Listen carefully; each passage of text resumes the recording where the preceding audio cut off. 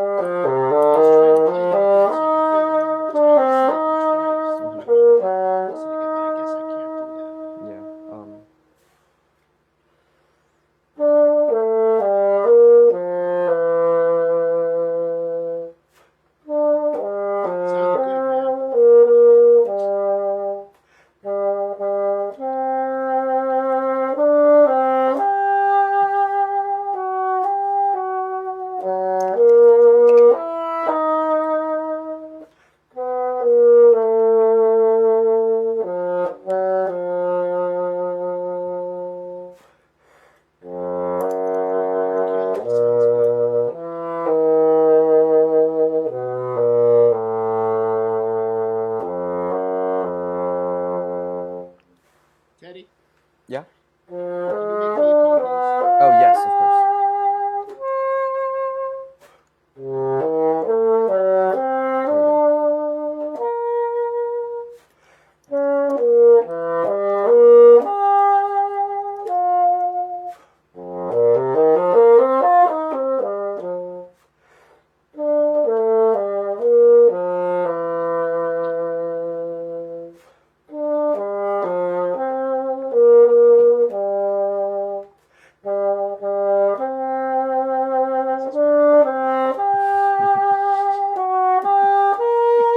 Audience doesn't know.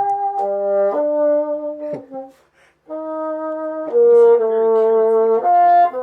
Very discerningly. Listening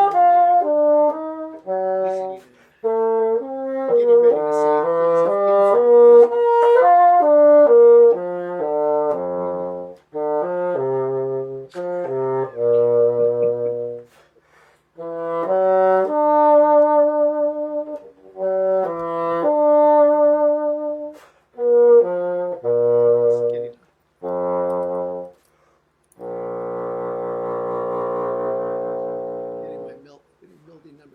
Out here.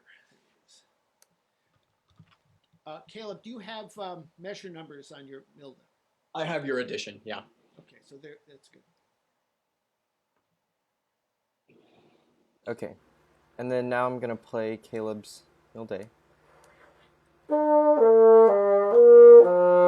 the Orefici first? Yeah, I accidentally did them backwards.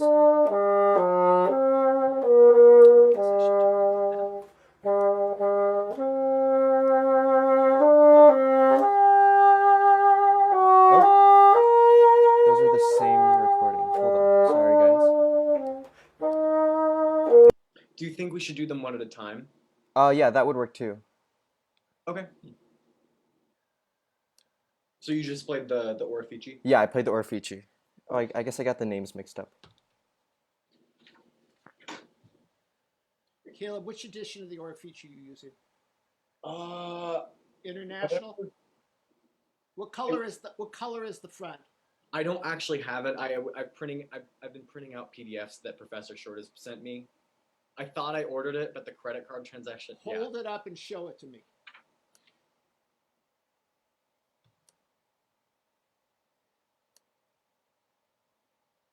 Okay, I got it. All right. It's the International, incidentally. Okay.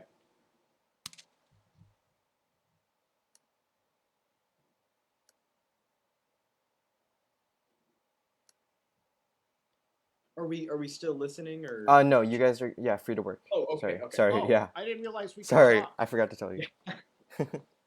Hi, everybody. Using. Hi, Caleb. Hi, Professor Kamins. How are you doing? I'm fine. So it's really great to hear you play. Really sounds good. Are we going to talk about the Orefici first? Is that what we're doing? Yes, yes. Good. So I want to know, for starters, just what you heard in that really sounded good to you.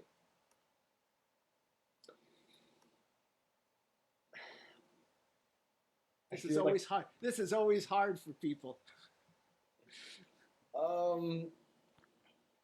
I feel like I have the Andante feeling down pretty well. Could you tell me what that means?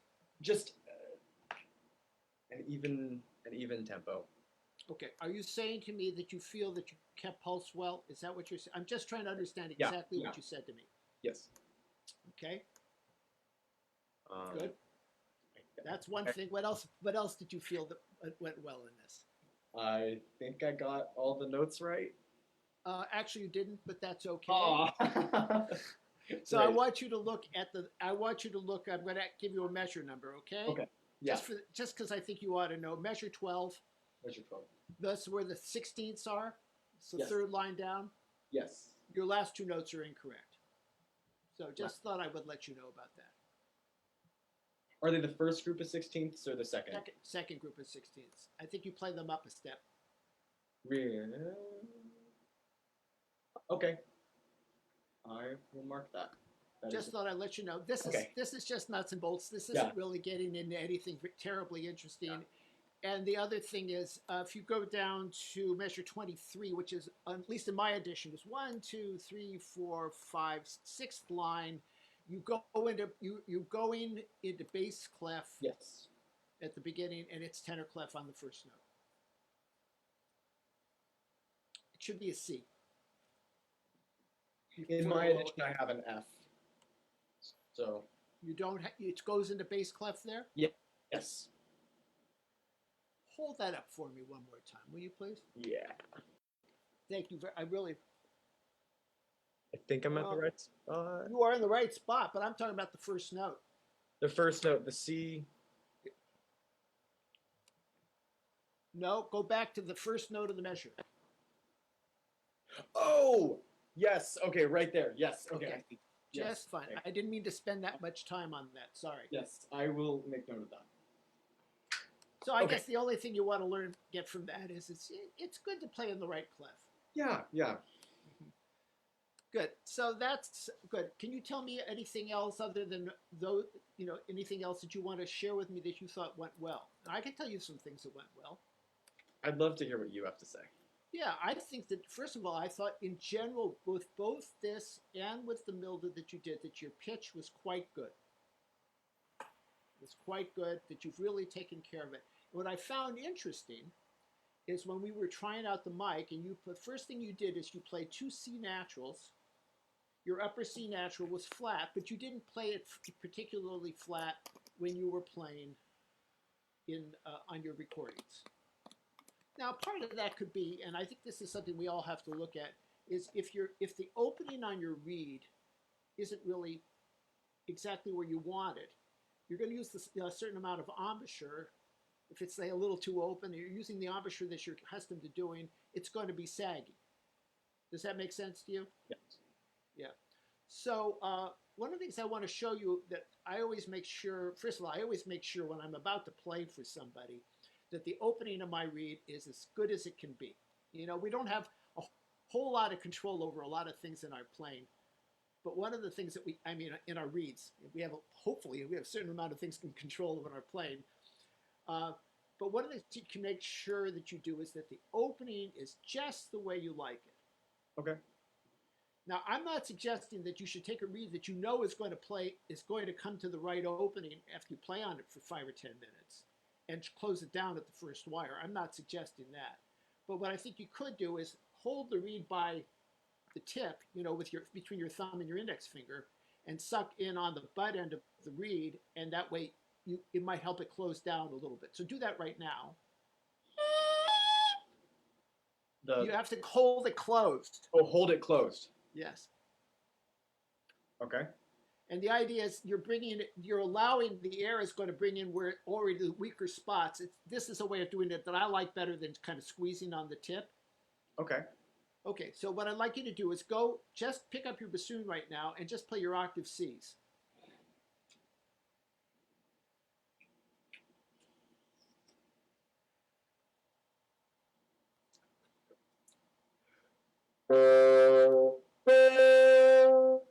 Good. Now what I want you to do, I'm going to ask you a question. On the upper C natural, what vowel sound are you saying? Maybe like, eh. I want you to go. This is where our Bugs Bunny thing comes in.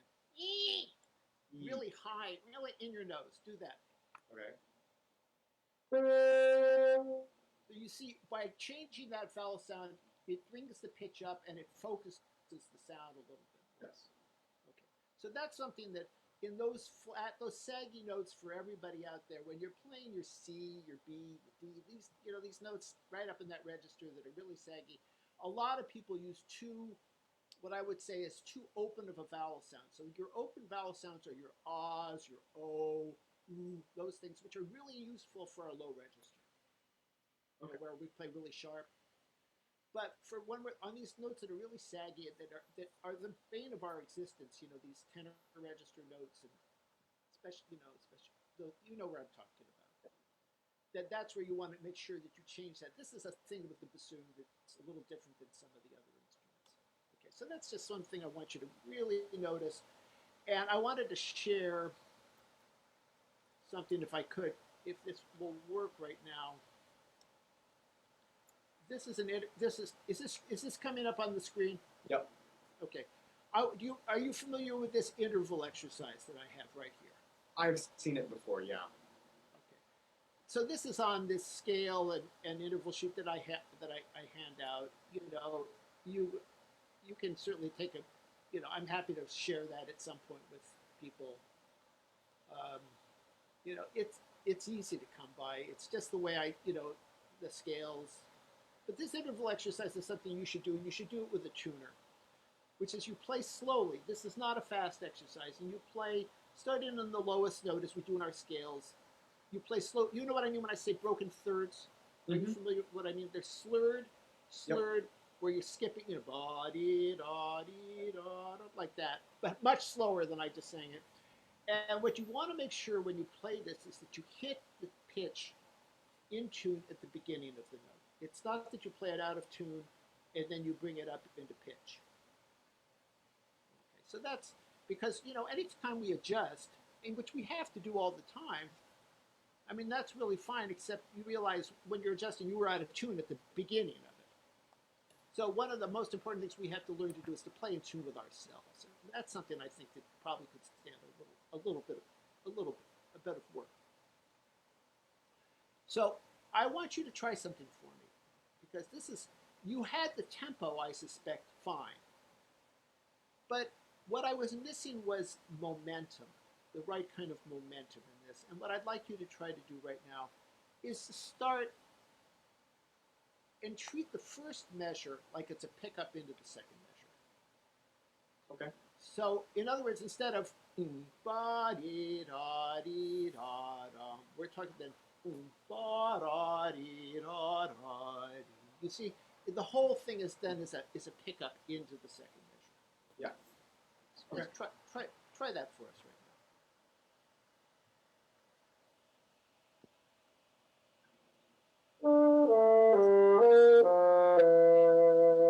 Okay, now that's a little faster than you did it.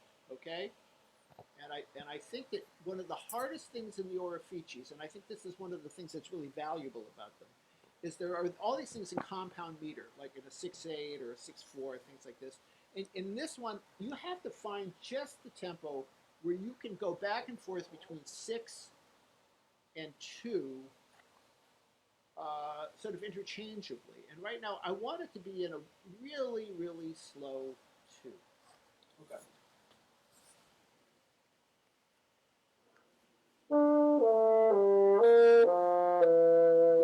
So in order to make that sound like a pickup, you have to be able to start it from a place where it just leads down into that. And what we're going to do right now is you're going to practice, and this is something I like to do with students a lot, which is to help you get in touch with how the real genesis of a note, the real beginning of a note.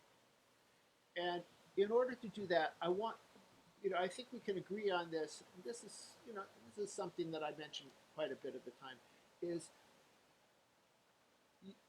you have to accept and really consciously accept that the air is what starts notes. It's not the tongue. So very often, if we depend upon our tongue too much, we get something like this. And I'm exaggerating, so don't take this the wrong way. Da da dee da da dum. And what happens is it's a bit explosive, and it does. But basically, you can't start softly enough so that you can. And I'm not suggesting you necessarily do it with a breath attack. I think practicing the breath attack is helpful for this. So what I'd like you to do is a series of 4 or 5 breath attacks on tenor D. Okay.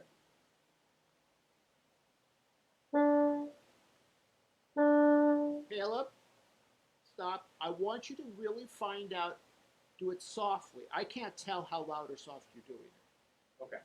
But it has to be, you need to find the place where the air gets the reed moving, not way past that point. The place where it gets the reed moving. Okay.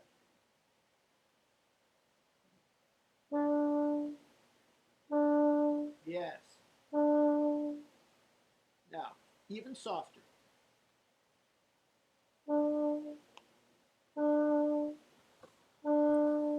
Yes, use your air. So it's just a whisper at the beginning.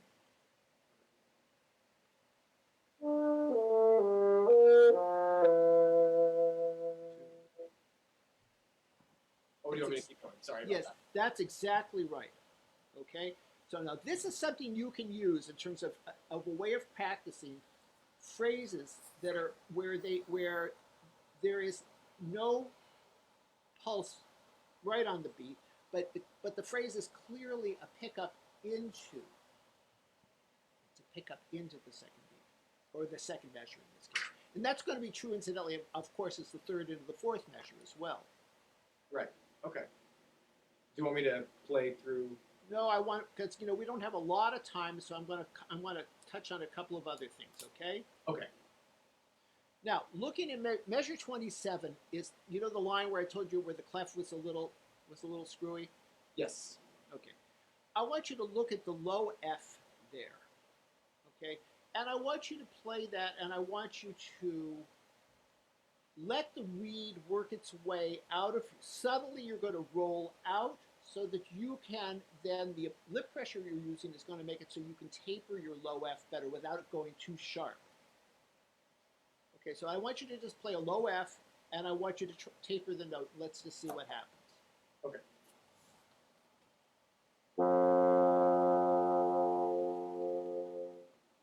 Okay, now you can give it a shot. Just mess around with it a little bit. Do it 2 or 3 times, and see if you can find a balance between air and the rolling out of the embouchure and closing it off so it doesn't go sharp, but you get a little bit better tapering. Okay.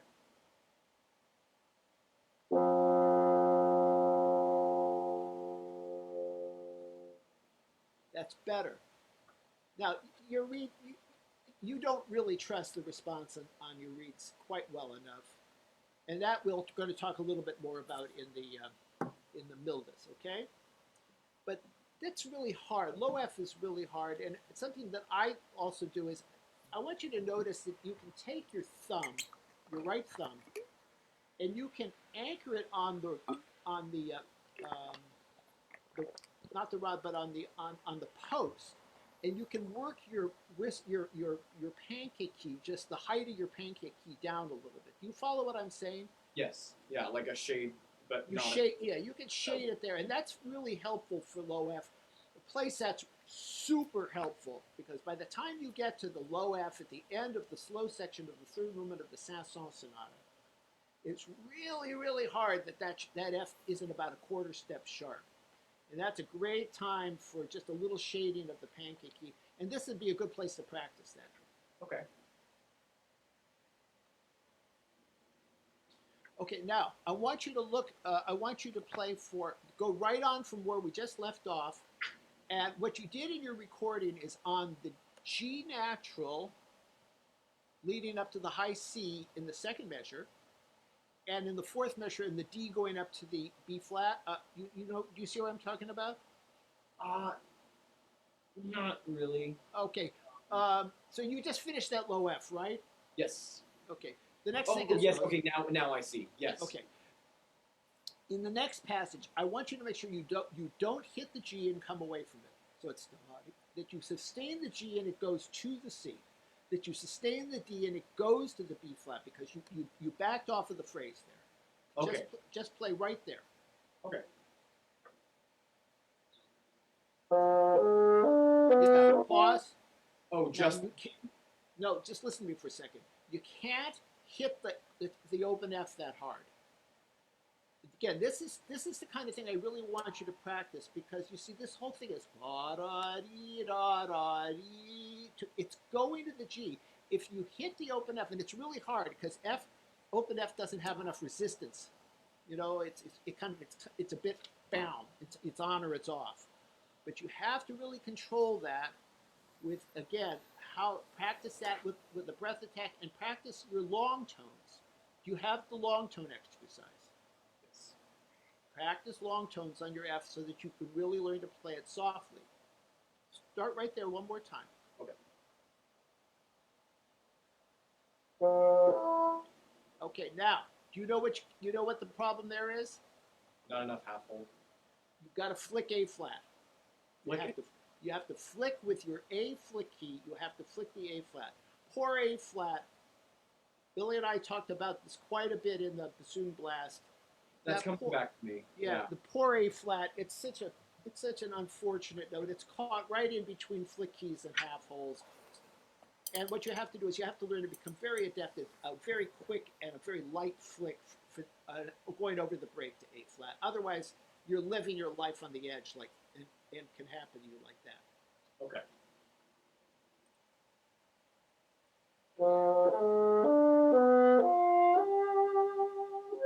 You're diminuendoing on the G. Right, so do it again and don't diminuendo on the G. Now that means you can't be too loud when you get to it.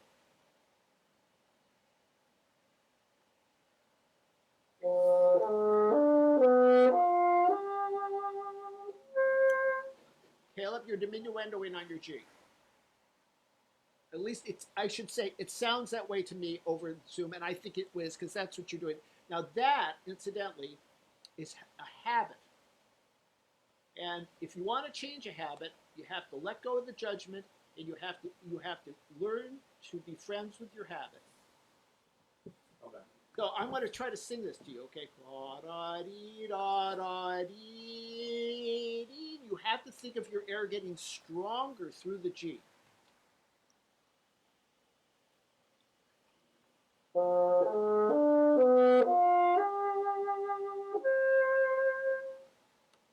go on.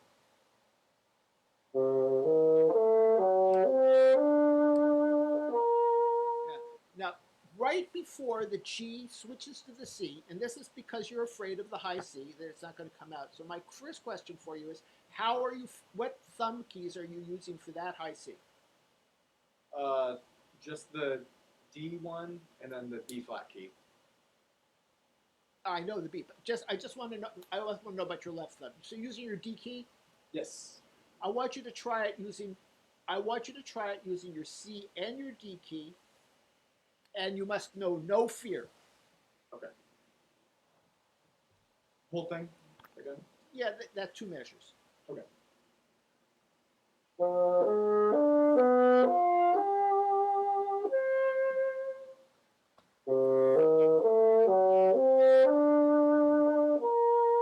Yes, that's right. Because now you're sustaining the phrase through to the high note instead of backing away because you're afraid. You're afraid of them. Don't be afraid. To the best of your ability, don't be afraid. Good. Okay. Moving on. Let's see. The rallentando. Next line down. Yep. You have to pace that rallentando so that it goes all the way through it. It was quite awkward at the end of it. So yes, this. So basically, you have to keep it going all the way to the F. Just my rallentando starts on the. It's like in between the second beat. Yes. So. Okay. Let me try to say that a little bit better. Okay. Yeah. What I heard is you did a little rallentando, but between the G and the open F at the very end, you didn't keep the rallentando all the way through that. Okay. And what you were doing, which is something a lot of people do, is your mind was already on to the odd tempo. You got to keep part of your mind right there all the way to the ends of phrases. You got to live in the moment, man. Don't look on too much. Right. Okay.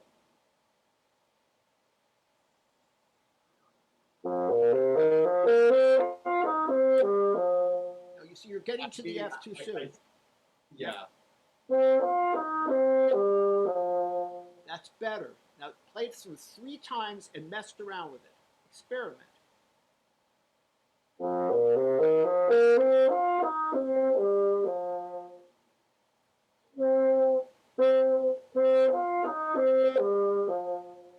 You know, the other thing which is hard is that you have to play the F softer than the G. Right. Okay. Yeah. The resistance. So it's a combination of these two things. Right. But you can't be sharp on the F.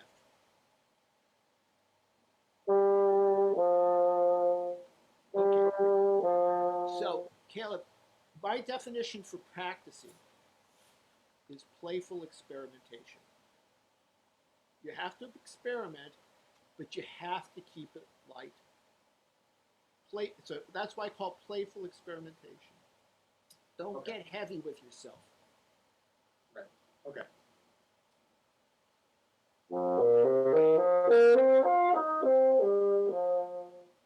Yeah, you can retard more than that.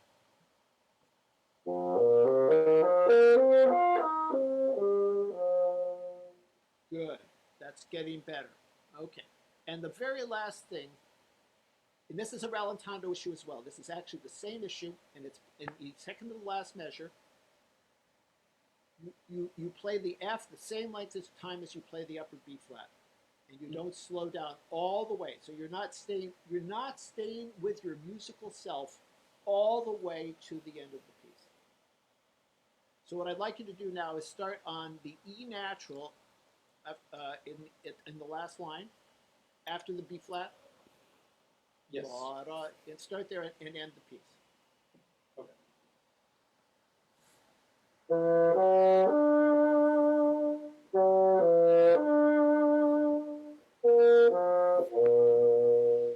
Caleb, trust the B flat's going to come out. You've got to trust yourself.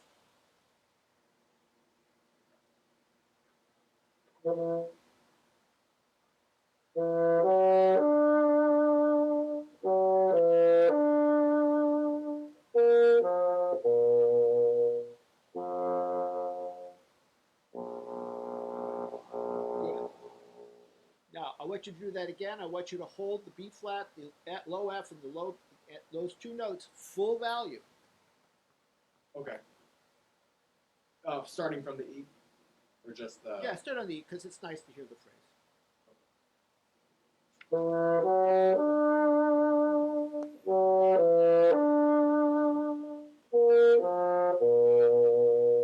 No, you're breaking. Oh, no, okay. No break. Oh, and then I didn't. That's okay. You need to practice that because that's hard to do. You have to really trust that your reed is responsive enough for that. But if you play them like ba, da, the phrase ends 3 times, and we only want the piece to end 1 time. Right. Okay. I think I understand. Yeah. You'll mess around with this. I think it's time for us to move on to hear a little Milde. Okay. Good. That sounds good. Okay, time for Milde? Yes, please. Okay, I'll get that loaded as soon as I can. Caleb, Mm-hmm. when we're done here, go and write everything down that we talked about. I've been writing it in the music as we... Good. Make sure you write everything down. Okay, I'm gonna play it now, and then it's about 2 minutes long, so. Okay, start.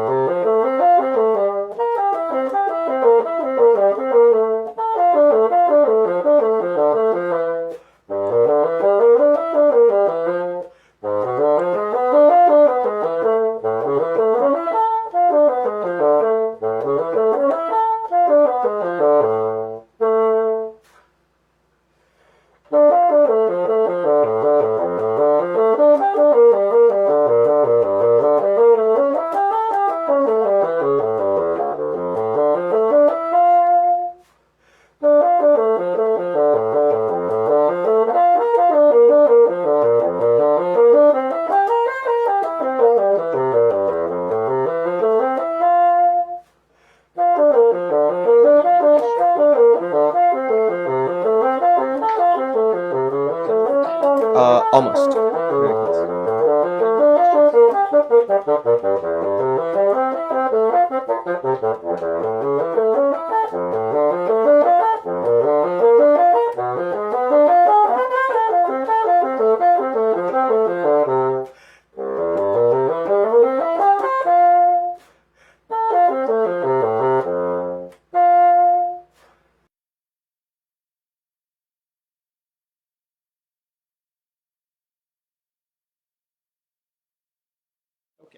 Okay. Okay, everyone, back to Caleb and Mr. Kamins. Okay. Caleb asked me a question, which while you were listening to that, which is, do I use breath attacks in my playing? And the answer is I do. I don't, but I wanted him to understand that what we were doing there was not me suggesting he should use breath attacks there. This was an exercise to work on really getting intimate with the beginnings of notes. So I use breath attacks, but sparingly in my playing. Well, I don't know how sparingly, but it seems sparing. Sounds good to say sparingly anyway, when it seems appropriate.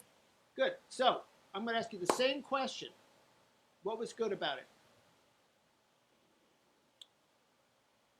I think I did a good job with the timing. I think most of the notes were right. No, the notes were right. You did great on the notes. Good. I think. You know what? Can I just say something about the notes?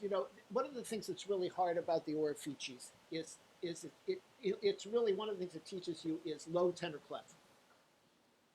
We get so used to playing tenor clef from about C up that we get confused when it's kind of down low and and stuff. And that's incidentally, your generation's not going to run into this, but Billy could tell you this. You start playing old, especially like old French editions of opera. You see tenor clef down to low F all the time. It's a real pain. But that book is really good for teaching that too. Teaching that. Okay. Good. So, what else did you notice? I think I was pretty in tune. Mostly. I agree. Pitch was good. I think my note endings. Generally, that's true. And the one staccato section was. I felt like I did an okay job of that too. Yeah, you did. I wrote some notes for myself, so just give me a second here. Yeah.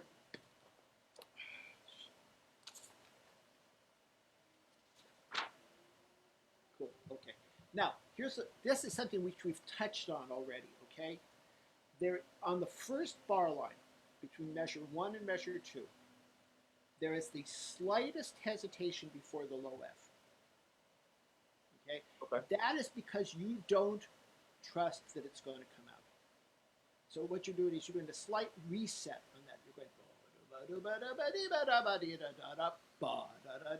I'm exaggerating. Of course, it wasn't really that much, but there's that moment of like, uh-oh, what are we going to do here? Right. And so you have to really trust that low F is going to come out. And there are two things that are involved in this. And this is something I was going to mention actually in the Orefici. You've got to make sure that over the course of a piece, the reed works its way into our mouth. It's kind of what happens when we get nervous. We're like babies in a pacifier. The reed works its way further and further into our mouth, and because it's comforting to us. Right. So you got to make sure the reed doesn't get too much into your mouth, because the more it's in your mouth, the less your low notes are going to respond. I definitely feel that. Yeah. Yeah. So just start this and see if you can trust that low F response a little bit better. Okay. Oh.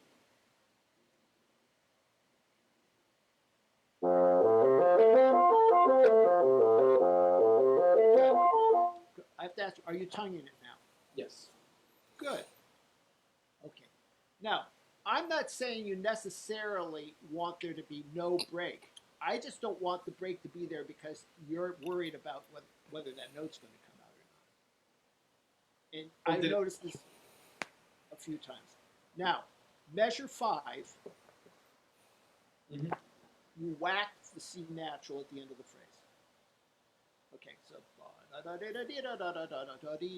you have to really, and again, this comes to a great deal that your mind is already on to that low C that's coming up, and you're not paying attention to how you're finishing the phrase.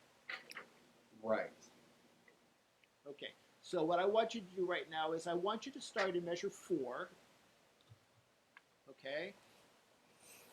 Just start in measure 4, and I want you to really stay with yourself and in your mind on that C natural so that it has a beautiful end to the phrase. Okay.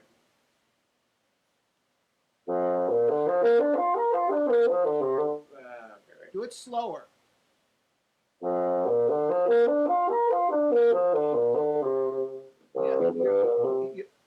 Now play D natural and play C. You've got to make sure that the D is louder than the C. Again. Now just play the last beat of measure 4 slowly and do that same thing which you just did. Again. No, you can do better than that. Yes, that's right. Now that requires a lot of attention, doesn't it? A lot. A lot of attention, yes. One of the hardest things about learning to play a musical instrument is you've got to learn to really pay attention. Right. Okay, now I'd like you to start at measure 4, a little slower than you were playing, maybe still a little under tempo. and play the whole measure to that C natural.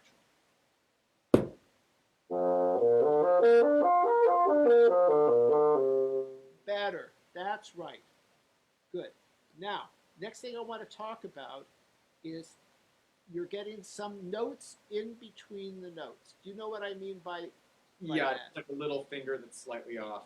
Yeah, little glitches. And I'm getting it, especially what's going on between your third finger of your left hand when you have to go from a fork. I'm not flipping you the bird, so just excuse me for this.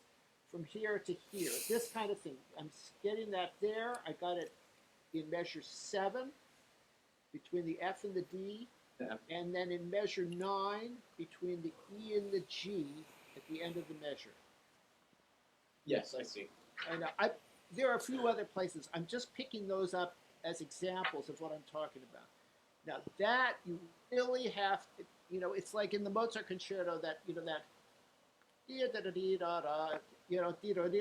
that D, C, E flat, that passage there. If I had a nickel for every time I've practiced that beat, I'd have a lot of nickels. And so this is the same kind of thing. It's just, you've got to really get down on that because you can't do that. I think my third finger or second finger like flares out too much.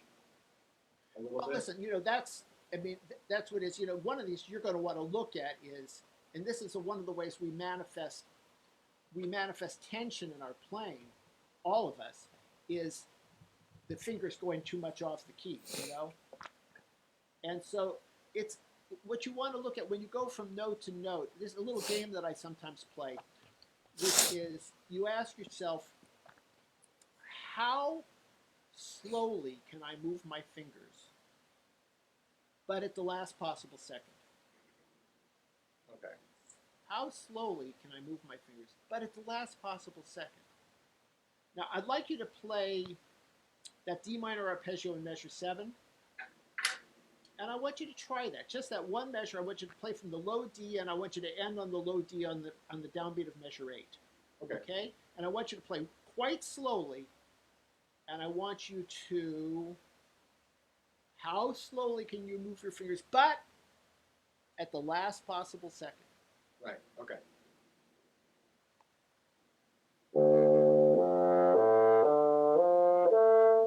Now, don't forget to blow.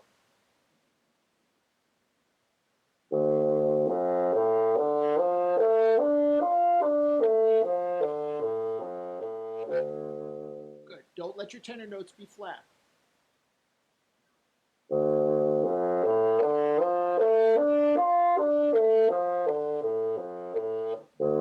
Okay, now what's that like? It's better. You see, what it is you're playing a little game with yourself. Obviously, your fingers aren't moving slowly. They're moving really fast. But if you say as slowly as possible, but at the last possible second, that it helps create relaxation in your hands, so that you're not doing too much gripping with your fingers. So that's something I want you to look at. Another place where I was really noticing this was in that A major arpeggio. A majors, of course, is a total drag. This is measure 17. Yep. That's a place where it wasn't terribly clean. It's about the C sharp. What C sharp finger are you using in there? The long one, it's 1, 2, 3, 1, 2, 3, 4, and then C sharp key and B flat. Okay, I call that one the claw. The claw. Yeah. Yeah. To me, so 2, 3F would be long. That one's so. I would say I alternate between it. I think in that particular passage, the fingering you were choosing to use does get the best legato. Okay, especially if you're going to use a long C sharp, which I do recommend. Okay. But you knew that. Okay.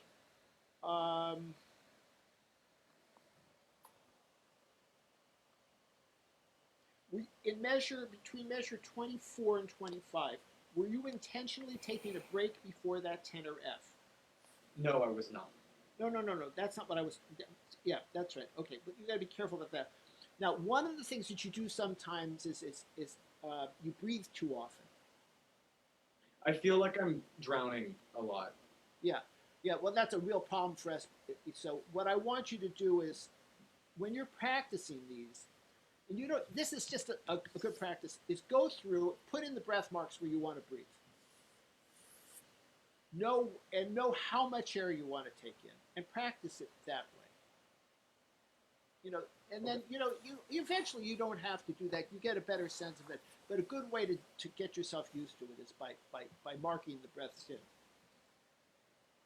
I definitely haven't consciously thought of like how much air I take in before for specific amount of measures. Yeah. So, yeah. I should have written in exactly where it was. But anyway, that's something I want you to look at.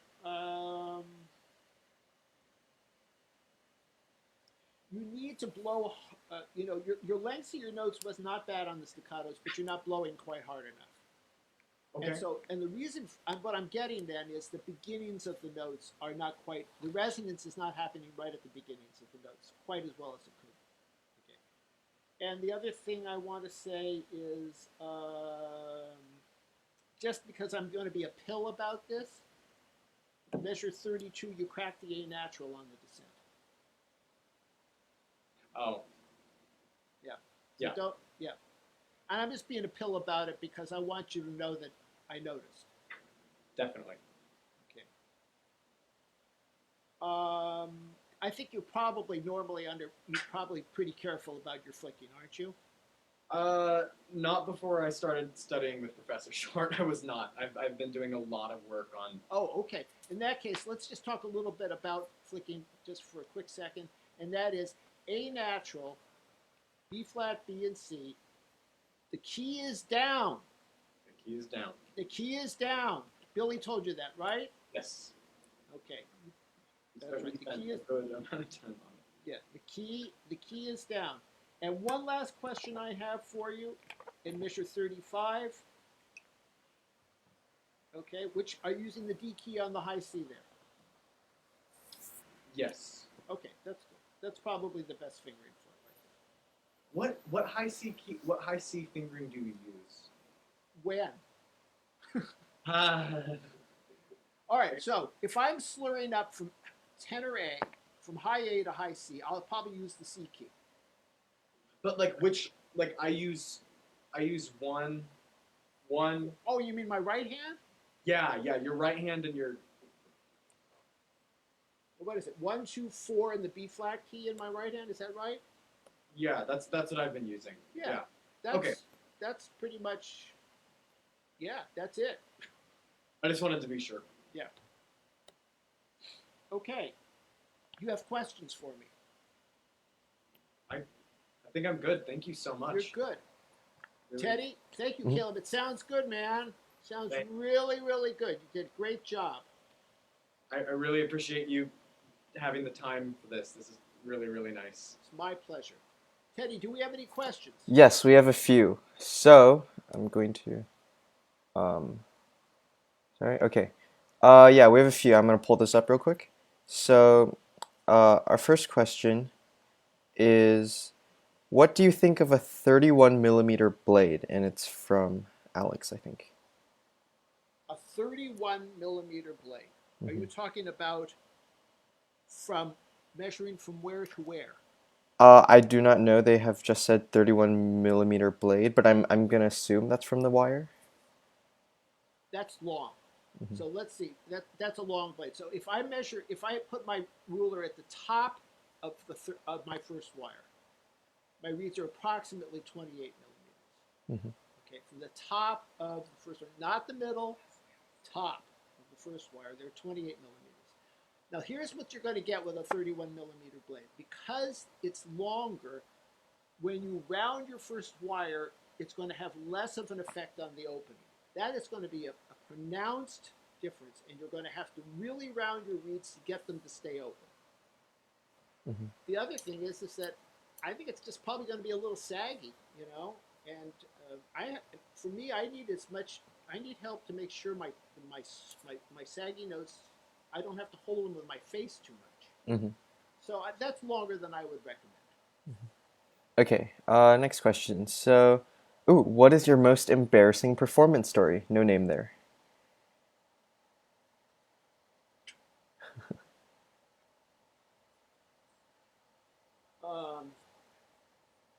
I can't tell you about my most. Oh, I don't know. I've had so many times that I've screwed up in concerts. You just got to remember. Concerts are just a snapshot, and we have a tendency to see concerts as being sort of these entities. This big concert, big concert, big. After you've done a gazillion concerts, you start to see them all as part of a continuum in your life as a performing musician. And ultimately, just really concentrate on the work that you're doing. Try to get a little bit better, and because all we have is the work, and just see what you can learn from it. If you say to yourself, "Oh, I didn't get the job because it was fixed for somebody else," or "I didn't get first chair because it was fixed for somebody else," the only person you're cheating with that is yourself, because you're not really looking at what happened and thinking, what could I, and you only have responsibility for yourself. What could I have done that might have made that things turn out better? If you're blaming it on, "Oh, it was fixed," you're not going to learn anything. Mm-hmm. You're just going to get bitter. And you don't want to get bitter. It's really a lot better to go through life without that. Yeah, I think that's a great way to think of it. Okay, our next question, also no name, is what are your favorite recital pieces for bassoon? Gee, I have a lot of them that I really like. Here's one that people don't play very much that I really like. I like the Prélude de Concert of Gabriel Pierné. Mm. People play the Solo de Concert a lot, but I think the piece that I like is the Prelude. It's based on themes of Purcell. I really like that piece. A couple of pieces which are not too difficult, which I think are fantastic pieces, are the two, the Glière Humoresque and the Impromptu. Okay. Those are really beautiful pieces. Mm-hmm. For a young player, I really like the Bordeaux Premier Solo. I think that's a really great piece for a young player. I really, really like playing Baroque music, so I've got a number of pieces that I really like, but I don't underestimate the Telemann F minor sonata. Mm-hmm. Don't underestimate that. And it's really better, when you're preparing for an audition, it's better to play a piece that is not quite so hard, but really play the socks off of it, than thinking that you're going to go in, I'm going to go in and I'm going to play the first movement of the Hummel Concerto, and I'm really going to impress them.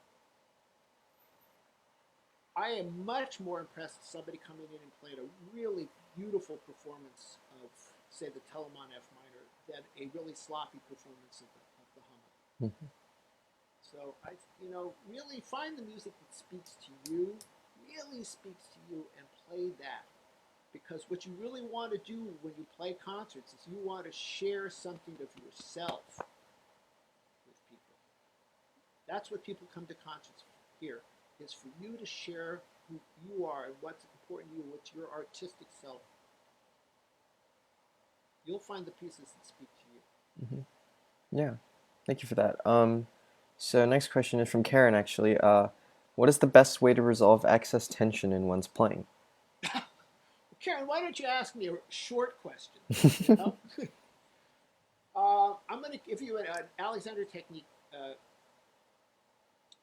So I want this is something I'm going to take. Hold on, let me see. Can you still hear me? Yes. Okay.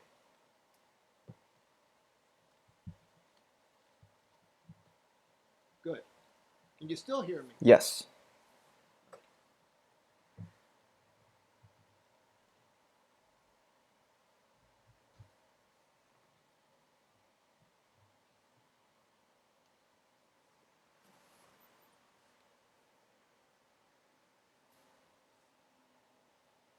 Oh, I know what I did. I screwed up. Sorry.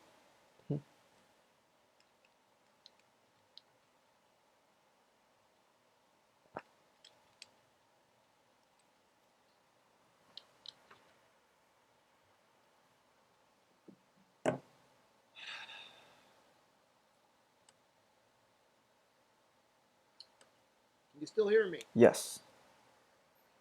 Can you hear me? Yes. Yes.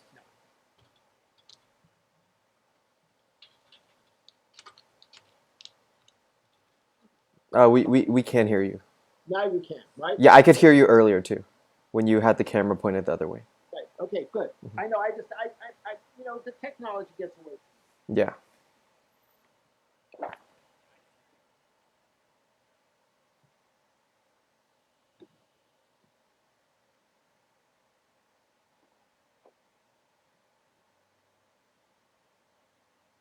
Lie down on the floor, with your head on a book or two, knees up, hands on here, and let go of all the extra tension in your body. Do that for 5 to 10 minutes a day. Could you see me? Yes. Yes.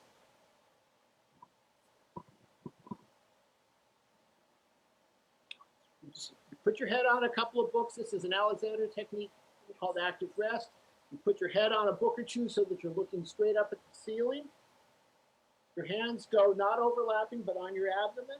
Knees up, feet well grounded into the floor, and just let go of the extra tension and keep reminding yourself to do that. Don't try to do anything. Don't push yourself into the floor.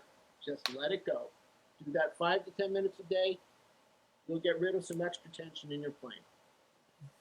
Actually, I had another question for you, Professor Kamins. Can you hear me? Yes. Yes. Okay. I did an Alexander technique lesson a while ago, maybe a year, and I did the active rest thing and all this stuff, but I've struggled with a ton of left shoulder tension from a lot of bad piano technique and bassoon playing. And I was wondering, are there any things you do aside from active rest to isolate, like let's just say your left shoulder and in your bassoon playing?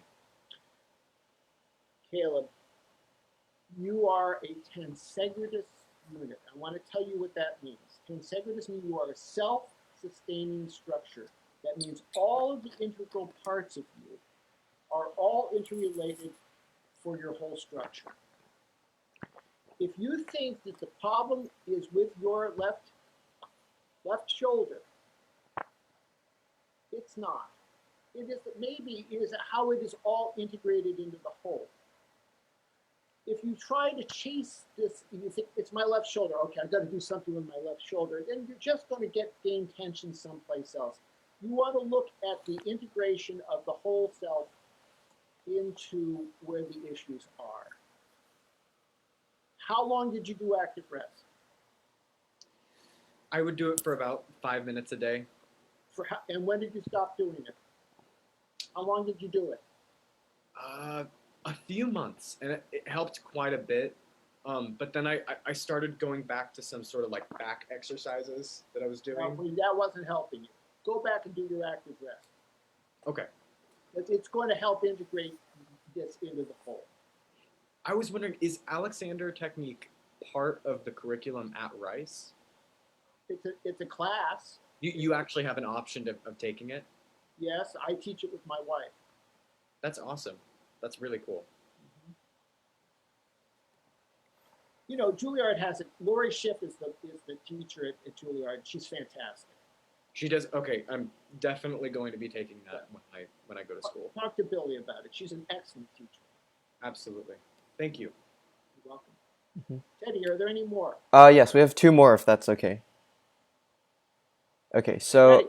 okay. Also, Karen would like to add that Mr. Kamins will teach at her Bassoons Without Borders camp in August, so sign up for that too.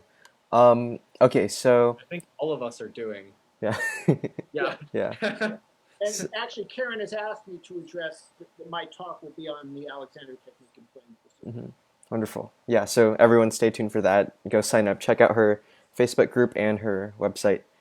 Okay, one question. So, what gougers, profilers, and shapers do you have in your studio that you have your students use? We have a few RDG gougers, but I like I don't think, I like the Reeds and Stuff gouger okay. A lot of people really, really like the Greg James gouger.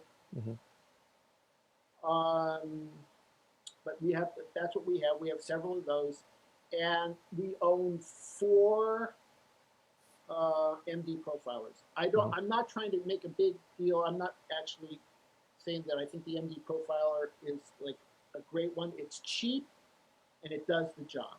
Mm-hmm. The way I describe it, it's the Chevy of the profiler.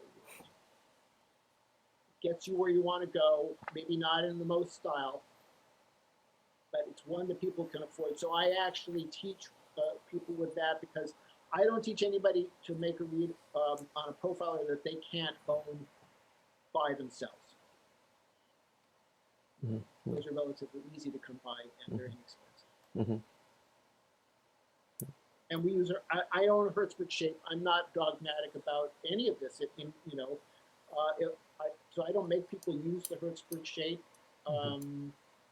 But if they're having a problem, I might suggest that they change something because my job is to help people have fewer problems. Mm-hmm. Great. Okay. And then our last question, it says, seems like almost everyone in the top orchestras are playing Heckles. Does playing other models put us at a disadvantage? E.g. Bell, Fox, Puchner, etc.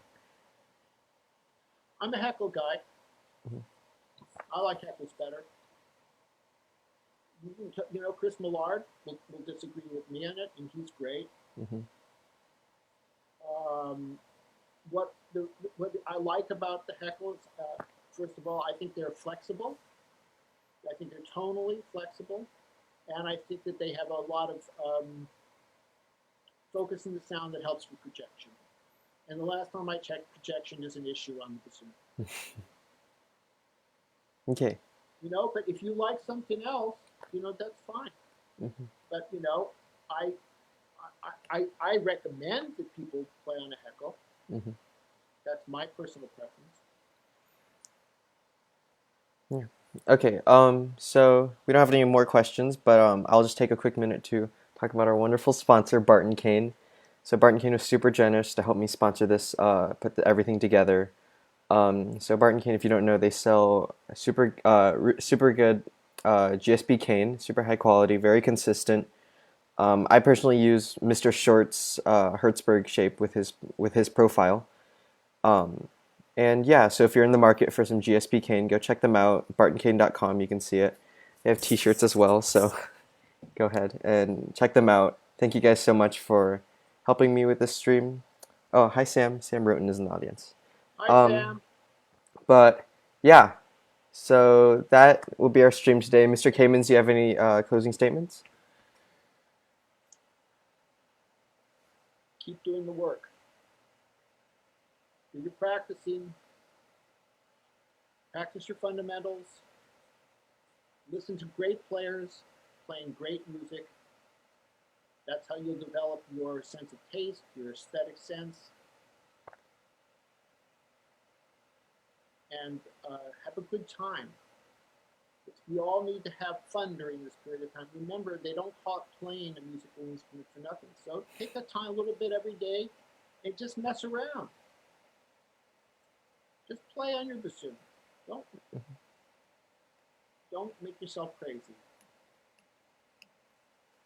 Yeah. Well, so that will conclude our stream for today. Stay tuned for next week's artists. And just an FYI for everyone, if you are wanting to play in a future live stream, as Caleb did today, please just message me. You can find me or just comment on the Facebook page somewhere, and I will reach out to you, and we can figure something out. Good job, Caleb. Yes. Thank you, Caleb. And thank you, Mr. Kamins, for doing this.